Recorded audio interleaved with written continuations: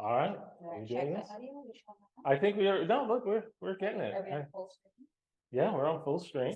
I think we're recording. Are we? We'll leave all this in. Okay, we are recording. Wait, are we holding this? Okay, yeah, we'll hold it. I Okay. look better. Hey, I need to look there, not at ourselves. where are we looking? At the actual camera. Are we looking right there? At the actual Okay, all right, camera. all right. Okay. Okay. Well, welcome to the Real Agents Podcast, a podcast where we do what? I don't know. Well, I know this much. If you like your information and insights shaken and not stirred, well, then this is the podcast for you. That's Nicole Dash.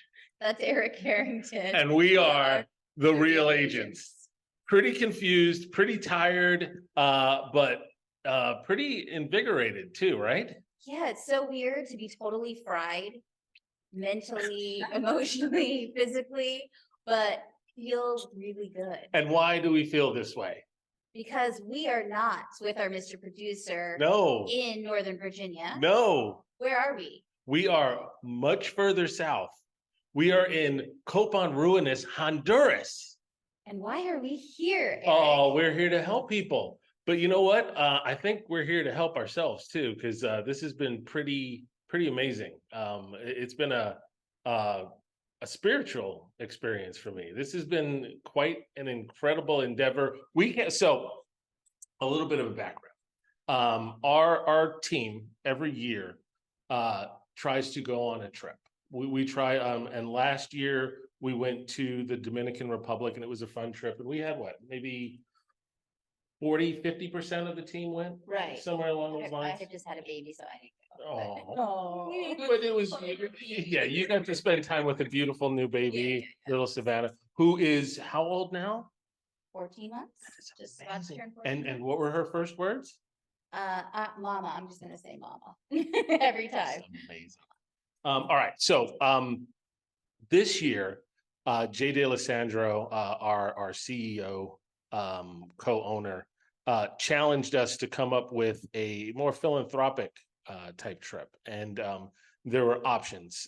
Earlier in the year, we put forth some options to the team, and we had a vote. One of the options was this company, this organization rather, Palmetto International Missions, who I knew one of the members, he was described as a de facto board member because he's not on the board, but he's kind of on the board. And his name is Phil Lane. Phil and I have known each other for years because I had the honor to help his mother find a condo in Northern Virginia, probably like 2016, I believe it was. Wow. And just a wonderful lady. I can't say how old she was because she wouldn't tell me. She told me you never ask a woman her age. So through that interaction with Mildred Lane, I met her son, Phil Lane. And Phil was just a magnanimous personality, right? I mean, he's just, he's incredible. Absolutely. Yeah.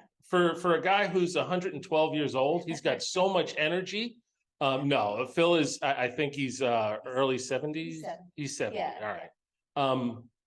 For years, Phil had been telling me that I have to come with him to Honduras because every year he takes a group down to help the poor folks, the poor people of the area, and they assist in building schools, building homes, building churches, a number of different projects. Every year they pick a different location or a different town, and they go there and they help the indigenous people with their things that they need. They bring down donations, and they lay brick, they lay foundation, and they build homes for these people. And not only are they building homes, they're empowering these villages and these people. They're teaching them new skills, and they bring a cement block maker so that they can actually learn these skills. And before the team can start, a foundation is laid, and they have to make about 400 bricks per house. These cement, and when I say bricks, I mean the cement blocks. Yeah, right? these 16 by 8 cement blocks. I mean, so let me wrap up. My brain is not working because I'm so tired, but here we go. So the team voted and we decided we were going to join Palmetto International Missions on their trip to Honduras, Copan Ruinas, to the town of Barbasco. Am I saying that right? Barbasco, yes. Man, I finally got It's something about right. 40 minutes drive through the mountains Oh my God. outside of the main town of the Copan Ruinas. Yeah, and it is one of the from the get-go, when we landed at the airport in Honduras and we see our bus pull up, I started to get excited and giddy. It's like, okay, this is real. We're really doing something here. And we get on the bus, and the ride from the airport to Copan was about 4.5 hours. They told us it would be 4. It was closer. And it was to closer 5. to, yeah, I think it was closer to actually 5. closer to 6, Yeah, actually. yeah. And it's not like the traffic, I wouldn't say it's better than 66.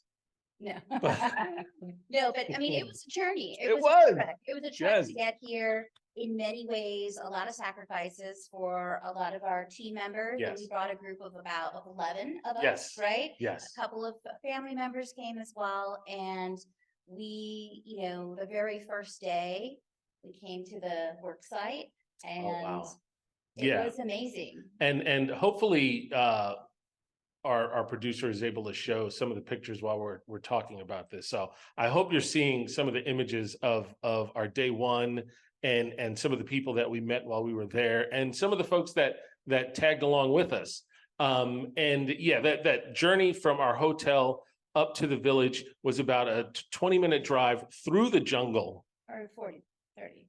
Okay, I slept, so I don't You know. slept 40 minutes to get there. And what we were working on at this project was actually building an addition to a school. Oh my God, and we pulled up and the kids were in class. I know, they were in Yeah, class. it was They amazing. had a one-room school with 50 kids from basically kindergarten through 6th grade, or 1st grade through 6th grade, with one teacher. And so this was going to build a whole other classroom for the older students, plus a kitchen. Yeah. And I believe they're also working on a bathroom. Okay. So I have no skills at all. I know which end of a hammer is the end you swing, and I know which end you hold, and that's about it. I know a screwdriver, righty tighty, lefty loosey. When we got there was a foundation pour it, and it was basically, you guys are going to lay bricks, and they gave us one shot. This is how you do it, and that was it. And we were off. And it was intimidating. It was so intimidating. Right? I mean, what if we did it wrong? I knew what side of a hammer is, but maybe righty tighty lefty. I have to say it to myself every time, so I really don't have those skills. But we got there, and they were so gracious. They taught us so much, and we worked really hard in pairs, literally block by block, building this school. Well, look, before we go too deep into it, we do have some people here that have come along with us, and I'm going to bring them in. I'm going to step out. So we are so excited to have you on the podcast. Yes. And so we just kind of give a little brief description of our first impression of the work site. Mm-hmm. What is your impression of this entire experience so far? Oh, there's a lot packed into just the part of the week that we've been here. I think us coming in and thinking that we're gonna do all this stuff, and what I was shocked is that they had an advanced team here who had started months ago, and we're just the one project, which is the addition to the school. And what I've learned through this process, I think that has been pretty amazing, is that advanced team came in there and built the first 5 houses. Right. And before that, the villagers had made all the concrete blocks because the concrete block maker was already delivered there. And then in conjunction, the mayor of the town had supplied all the sand, so that with Palmetto International, they were able to merge together and partner with not only the town, but also the town people to put together these first 5 houses. And it wasn't just build the houses and then get out of there. It was the nurturing of the relationships and teaching them and the know-how. Then after Palmetto International Group left, the village people got together with the leadership in their group, which was created to build the additional, was it 17 Yeah. additional houses or so? 22.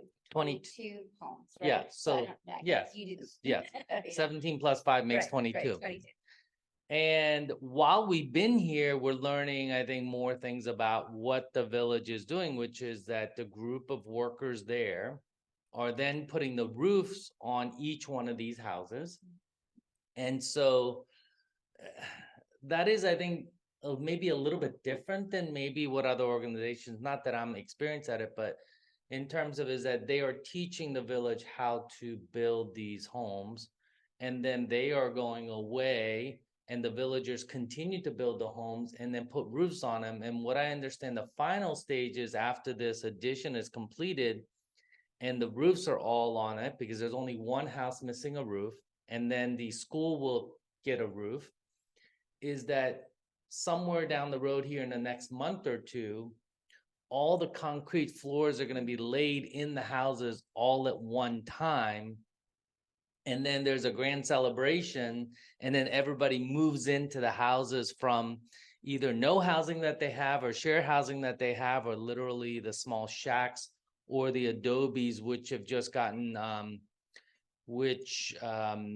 have seen the wear and tear over the years and decades that they've been around. So Yes, it's amazing. And what impresses me the most is how these villagers, they work together. They're not just worried about their house. Mhm. They're working together to help everyone build their house. And they're learning these skills along the way and just paying it forward. We're there at the site and people are showing up to help build the school, whether they have a kid in the school or not, because Yeah. it's part of their community. Yeah, and just to look at the numbers, I think the group of us are 11 in our group in here. Mhm. And then at times, the villagers, there would be maybe 8, 10. Today, I think I counted about 14 additional villagers there. Some who've had their homes built through this process, and some who are looking forward and paying it forward in hopes that in the next round, when Palmetto comes back, could be another year or so, because they've got some other projects ahead of them in other villages, but maybe in 2025, they may do another round here at this community. It's amazing. Mhm. So just quickly before, we're gonna have, Yeah. we're gonna bring in, someone else. And that's Yes. really important to this project. But before we do that, I wanted to just ask really quickly, what motivated you to allocate the resources and the energy and the commitment to doing a project like this?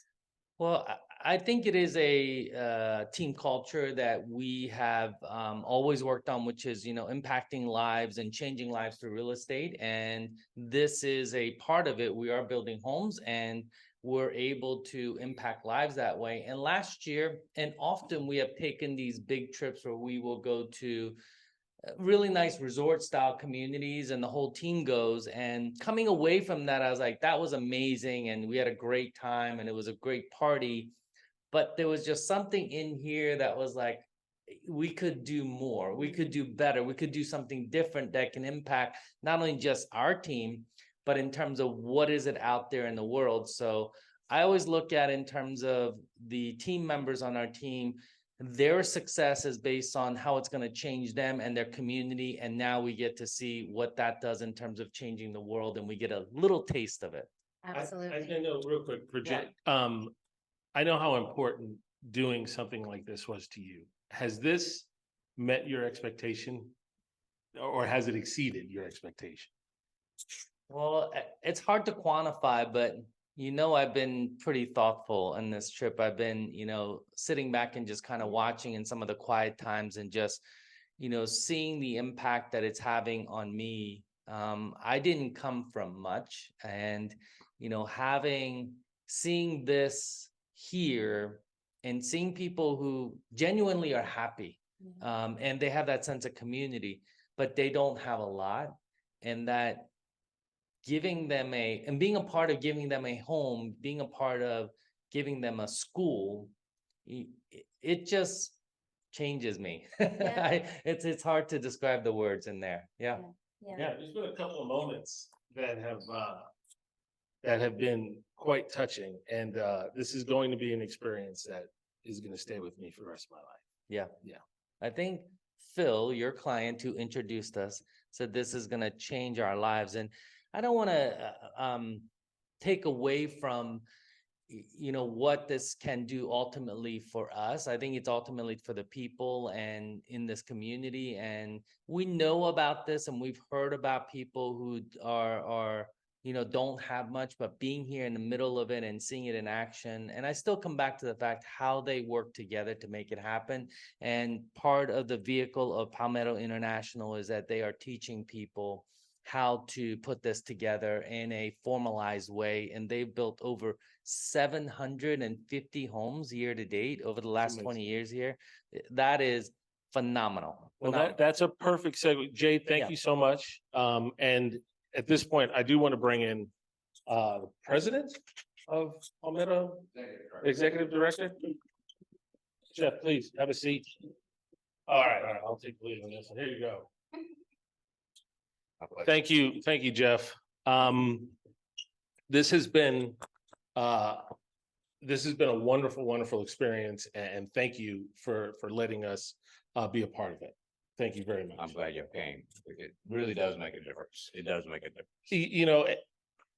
Absolutely. There was a little bit of anticipation. I talked briefly with Nicole how when we got off the plane at the airport, there was a bit of anxiety, but immediately the level of organization, the level of planning was apparent. What does it take emotionally, physically, financially to make something like this happen?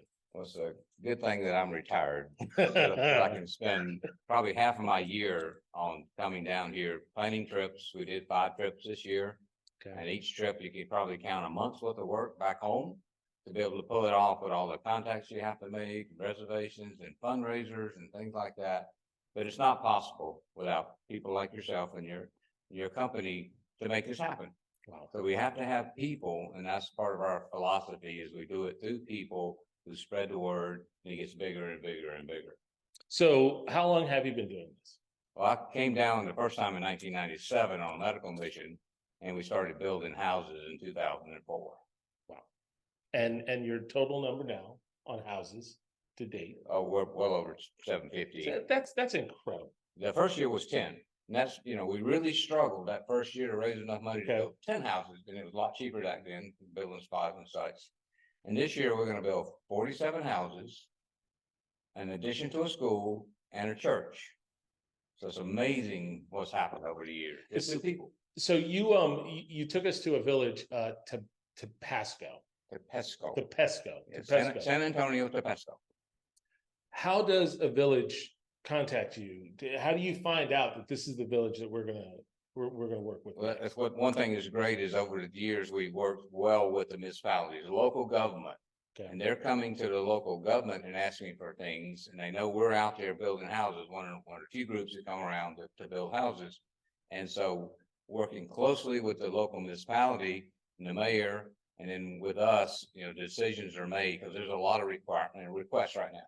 There's half a dozen communities asking for us to do this, and we have some limits that we can do and how much we can do. But it really starts with the local government, and then we work together over the year to make a decision. And that's when I came down in August, and we visited that community to say, yep, that's the one we want to do for next year, for 2024. And how about the infrastructure? I know you have people here. You have a group of individuals that are golden. Yeah, could you get it done without this infrastructure? No. It's that's another thing that's developed over the years. It's just contacts. I mean, my good friend that helps drive me around right now, I met him in a bar. And then they ran. So he really is my partner, even in other things. And then just the people through the municipality, and the mayors. We're real close. The mayors in the 2 large municipalities we work with, and it's just relationships. And that's the biggest thing is relationships. And we were talking a couple of days ago that those relationships that's tough. I mean, you got different administrations every few years. How much of a challenge is that? Is that just your years of experience in the business world and how to schmooze people. I mean, talk to me. How do you get this done? I know you got the key to the city. Yeah, yeah. 2 days ago, Yeah, right? from the municipality, we went, a new one, we went and visited, Okay. that they wanted to start a new housing project there. It's above and beyond what we're doing right now. Wow. And so I've been given keys to the city to Copan and Trinidad. We did have an opportunity 2.5 years ago when the municipality changed and political structure changed here in Honduras. We've been dealing with the same mayor for 16 years. And so he's gone. Now we got a new guy comes in and he has a different philosophy and wants to do things a little differently. And he's a different party. Parties alignment is more of a big deal, I think, than in the United States, even though we know it's Yeah. very issues.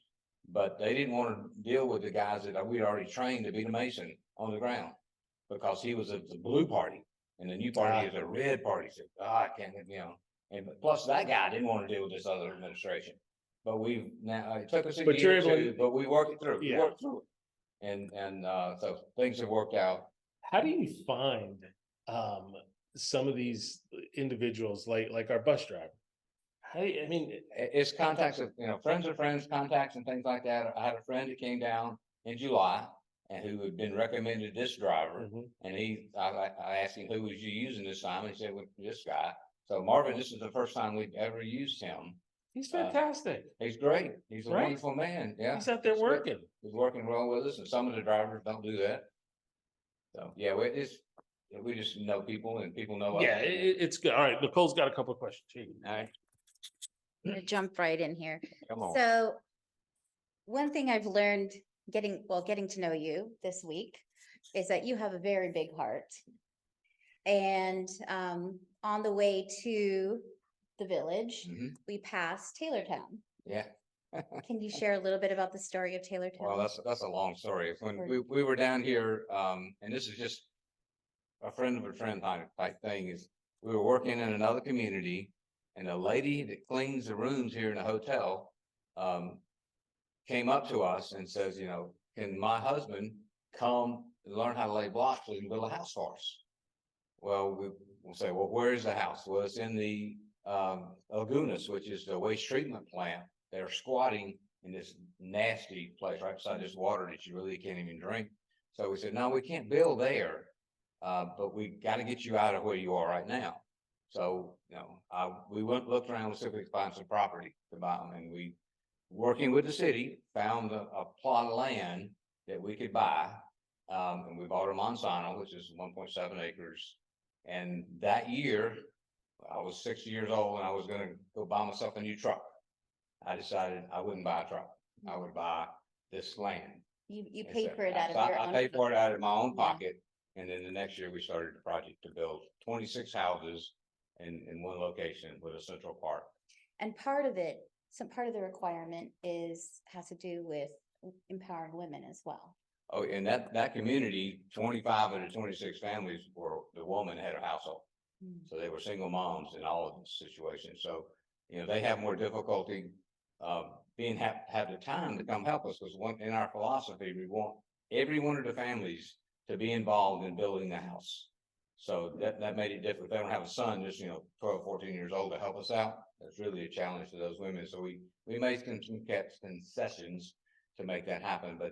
And then we do work with women in the villages when we're helping to empower them. So we help them organize themselves. And one of the ways we do that is we donate clothes and other things that when we come in, we will turn that over to the women's organization, and they will decide, how to do that, what to do with the clothes and things. And usually they'll just combine it all together and then sell it and use that funding to do something for the community. Right. And buy themselves a door. Oh, yeah. Some of Yeah. them, And, we don't supply doors and windows as part of our building a house. We build a structure with a roof and a concrete floor. And so one way the women can do that is they raise money through bake sales and other things like that. And the clothing we donate helps fund that. So they all end up raising $250 so they can put in doors and windows in their house. Well, I am just so honored that I got to be a part of this and experience it, and worked so hard, worked myself to the bone, and I just never felt like it was enough. to give to this community and to your organization. And so thank you so much. Well, thank you for coming. Like I Thank said, it's people like you that come and see and share and take the story back home. And then we get donations, and it's, it becomes down to money to build a house, and it costs $3,000 in Honduras to build a house. So, Wow. we get several people that go back and say, "Oh, okay, I can't go, but I can donate money for a house." Great. So, thank you. That's amazing. Thank Thank you you, so Jeff. much. Thank you, Jeff. I'm sure we're gonna put the website up. Yes, we will. So- We will share a link to the website, and can people donate directly on the website? Yeah, there's a link on the website to donate directly, or you can send a check, and the address is on there. You can send it directly to Palmetto International, and the address is there. So we'll take checks. When you donate online, they take a little off the top. Right. So if we get a check directly, Yeah. we don't lose that 6%. Good. That's Hey, good to can know. you say something about the gentleman who put us together? Do you have anything nice to say about Phil? Yes, I have a lot of nice things. Phil and I have been friends for 25 years. We were in the same church before we split apart. And he went on several trips with me before he moved back to Virginia. He started spreading the word, spreading the gospel of Palmetto International, and got other churches involved, and made contact with some folks, and now got y'all involved here. So again, the word of mouth has done well. Phil's a really fun guy to be with, and I go to war with him anytime. It's great. Thank you. Thank you. All right, Thank thank you. you. Welcome back. Welcome. We're gonna bring someone else in. We're gonna bring in one of our teammates who's actually been on the show before. He's been on the show. He had a whole Yeah. show to himself, but He did. he was so good, we had to bring him in one more time. He gets round two. Can you squeeze in between us in the back? All right. Not only have we been working here, we've been touring the villages and touring Mayan ruins. Mm, How impressive were those ruins? I mean, were you blown away as much as I was? it was incredible. It was, because I've been to a couple of other Mayan Okay. ruins. Been to Tulum, I've been to Chichen Itza, but this one just was pretty amazing, and we had an amazing tour guide. Oh, Cesar? Yeah. Cesar was He was incredible. Here, good. I'll give him mine. What, talk about what you thought about the ruins, but please also share how you feel about this entire experience. So to start off with the ruins, it's I would say it's a spiritual experience. There's an ambiance as soon as you step through the visitor center into the woods, and there's no way to describe it or show pictures and for you to completely grasp the gravity of what those ancient people had made. Yeah, when you get a look at how it's only 30%, I believe, excavated at Yeah. this point, and the sheer size of that 30%, to imagine what the 70% that we're not even seeing in its totality must be like. It's hard to wrap your head around. And the detail and the skill that had to be involved, and the sheer manpower to build these things. There were things that took my breath away. And I wish I had a more vivid imagination, because I would close my eyes and try to imagine what it must have been like. And I just couldn't grasp it, but just to imagine what the people at that time, what it must have been for them, and how important that area had to be for them to take the time to do these things. And I hope to God that, Eli, you better be getting those pictures on this podcast, because it was really, really incredible and impressive. And I had no idea that the ruins were going to be that impressive. And as we went through and were admiring all of the detail in the work, weren't you thinking about what we had been working on, Oh my God. Absolutely. Kyle? It's our level of craftsmanship is nowhere near, but it makes you wonder how, like, we have modern tools, we have all this stuff, and you sit there and you see these huge, gigantic, megalithic structures that they had to do with chisels and these sculptures that are 3D and they all out of one piece of stone. It's just like mind-boggling. Yeah, I struggled with a power drill today, and these guys had to build these pyramids with bone and stone. Yeah, and, So, and yeah. they've got straight lines. Oh. Yeah, I can't even do a straight line with a ruler, so it's hard. All right, Kyle, I want you to talk about your experience. You've been working really hard, man. Oh, You have thank been busting your butt, I appreciate and I've been incredibly impressed. We do. We're trying. I'm gonna be honest. I went down, man. Yeah, probably hit it a little bit too hard on day 2 and wasn't feeling great on day 3. Bounced back, and then today was a little tough as well. It's so hot. It is. And if you don't stay hydrated, it makes it even tougher. But talk to me about what this experience has been like for you, Kyle. So I've always kind of considered myself a grateful and appreciative person. This experience has completely changed my views on what gratitude and appreciation really are. The fact that these people don't have electricity, most of them some don't have mattresses, doors, windows, things we take for granted every day. And the smiles that are on their faces, and they just, every day is a blessing for them. And they just keep on going. And it makes me, honestly, now I'm going to want to slap myself in the face anytime I want to complain about my coffee order taking too long or sitting in extra traffic or any of that.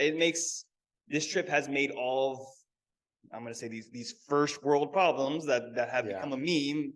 They are first world problems. They aren't actual problems. Yeah. They are inconveniences. You know, there was a moment, we were all honored to share your birthday with you. And there was a neat little thing that happened. It's gonna be tough for me even talking about. I know. It was very emotional and surprising and a testament to the generous spirit and hearts that these people have, and that for them, they give of what they have even though they don't have anything. Yeah. And so many people can learn a lesson from that, in our first. Please world. tell the story. Okay, Tell I'll tell the the story. story. I can tell You might have to let Nicole tell it, because Okay, so I don't think I can get through So, it. I we was trying. celebrated my birthday on the site, right? Yeah. So it's this week was my birthday, and my family was like, "Why are you gonna not be with us for your birthday?" Yeah. I said, "It's we will celebrate when you get back." And one family, with a family that kind of been hosting us for meals, their home is adjacent to the work site where we're building the addition to the school, and they have a home that was built by the Palmetto Missions, Yeah. and lovely family. And I went in there and they were teaching me how to make a tortilla in their kitchen, and somehow it came out that today was my birthday. Teach me how to do a tortilla. Like I didn't say it, someone else did. And they're like, "Oh, felicidades, congratulate, happy birthday." And we made the tortilla, went away. And then when the whole group went down to eat lunch. Yeah. I'm sitting there and I turn around, and 2 little kids and the mom are all there with actually I'm wearing a handmade bean bracelet, a flower necklace, a beautiful card, Handmade, hand drawn card, and then card. a big, almost like not quite poster size, but a big drawing that said "Happy Birthday, Nicole." And I think I was shocked, and we all, a lot of us broke down. What got me, they were so joyful when they gave it to you. I mean, it was just, it made their day. And like you said, they have so little, but they'll give everything. And just the fact that they took the time, and from what I understand, that was like an hour from finding out that it was your birthday. It was an hour, maybe. They put all this together. Those kids are so beautiful. They're wonderful. And yeah, just the joy that the energy, that positivity, just all of that, it kind of overwhelmed me. Yeah. It did. Stop trying to be a tough guy. Yeah, No. Yeah, we lost it. Or But- you lost it, I lost it. Yeah, yeah. It was a. There was not a dry eye around much. Yeah. But that has been the energy from everyone, the gentlemen who are helping us on the site, their energy is incredibly positive. You don't see anyone pushing back. You don't see anyone, I don't get the impression that they're feeling, well, what are you guys doing here? Or just everyone is with open arms. You know what I mean? And even in the town of Copan Ruinas, you smile at everybody, they smile back.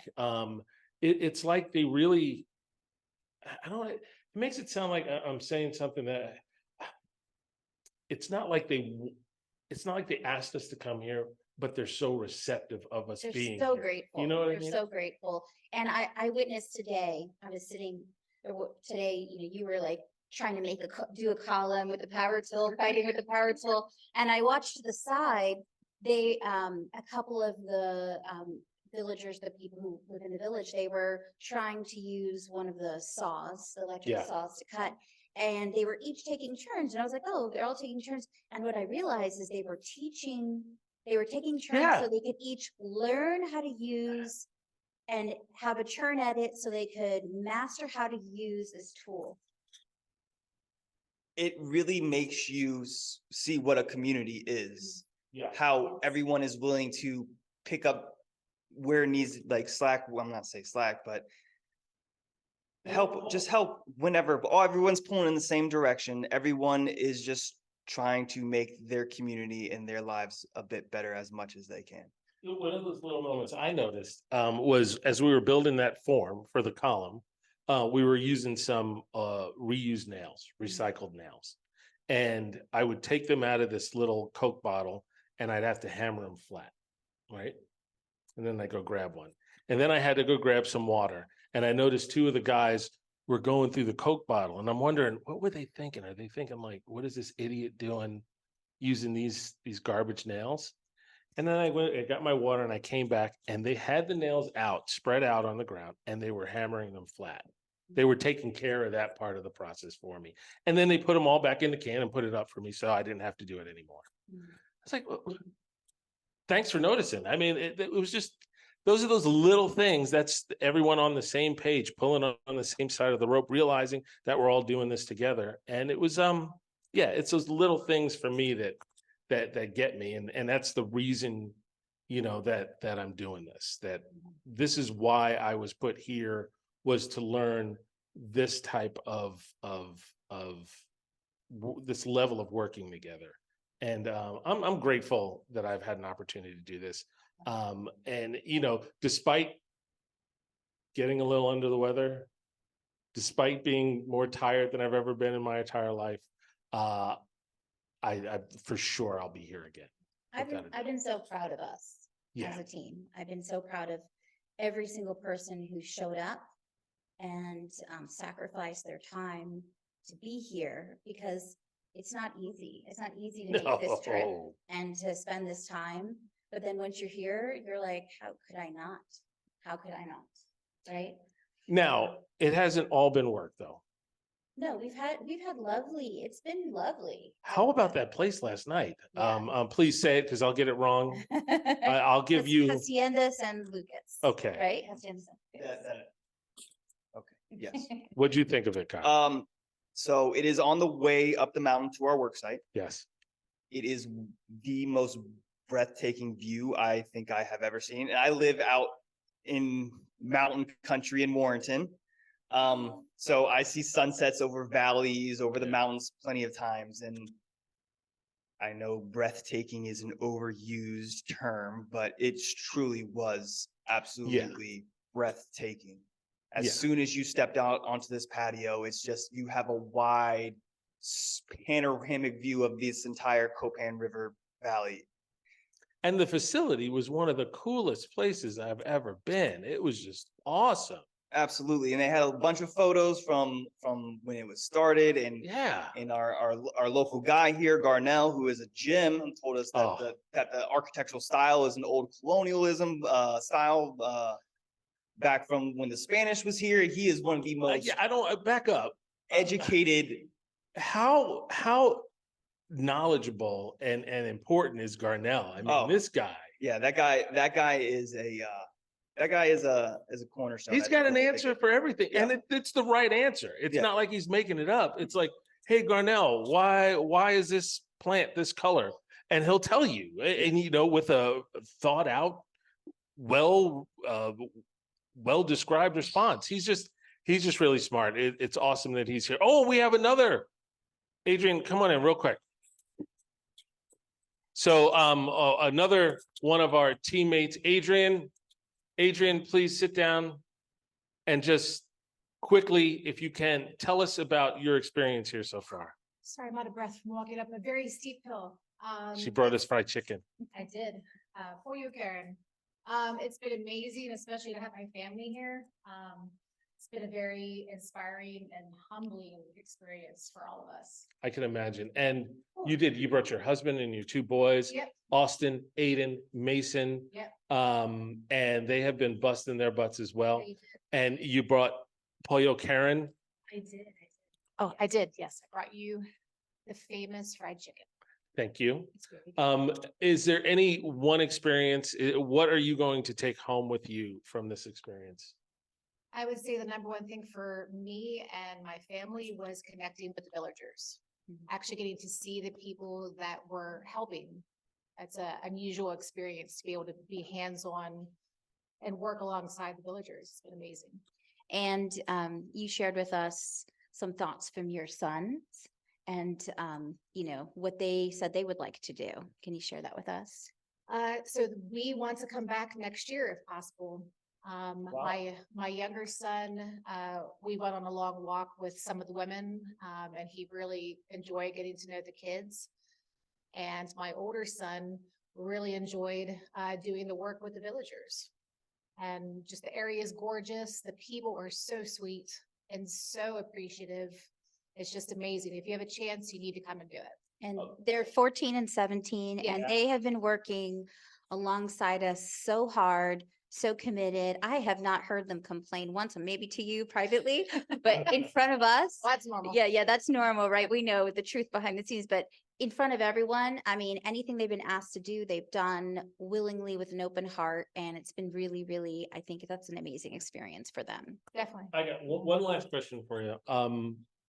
You've joined the team now. How long have you been with the team? Mid-April.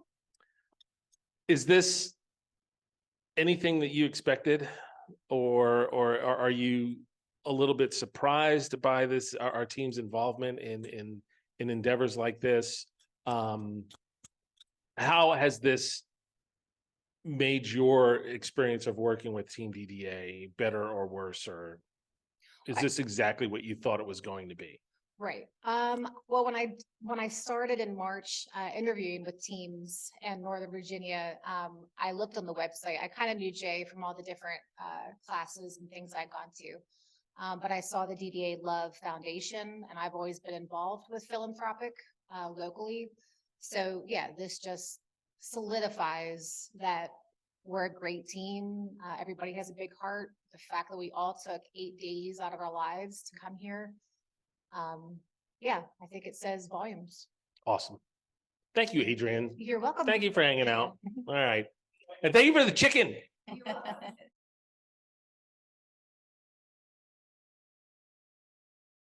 So we're back, and we're just, this has been such an amazing experience. We have had such awesome support.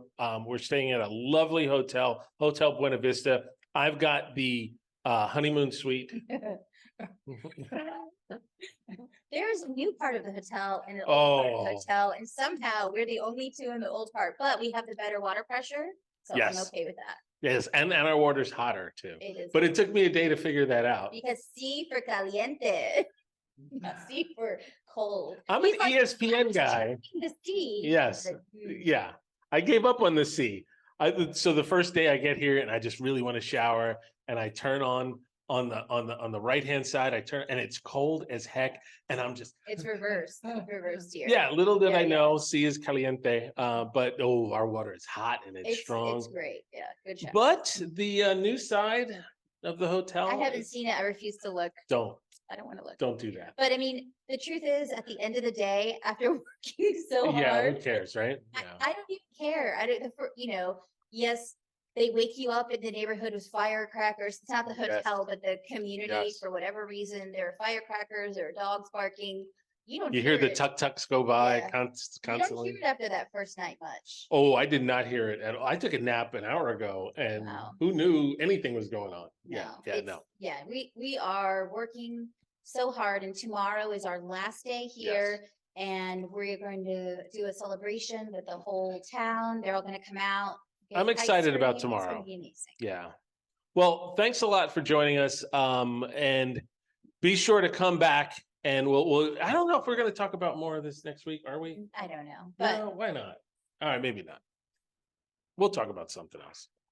We'll have some fun with you, I promise. thank you for joining us for Real Agents of Fun Real agents of, Change there it is, and Real Agents of Honduras. Real Estate in Honduras. There it is. No, not in Honduras. All but right. we're in But real agents of real estate. Real Agents. We Real love you Estate. guys. We'll talk to you later. Bye-bye. Bye-bye.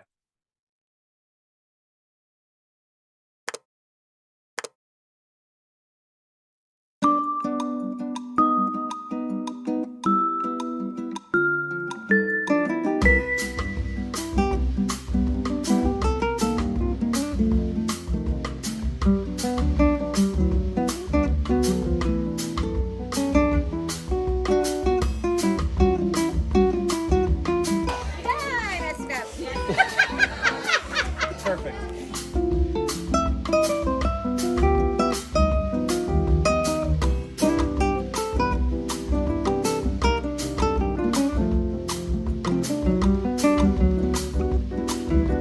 If you do it with the straw, does that make you drink? You gotta lick the edge part. Austin's not this No, way. no. I think it's Yeah. Okay, walk around like a freak. okay. Bad. It tastes like a That's the worst thing. My wife. Red wine. Bloody Mary. Okay. Drink.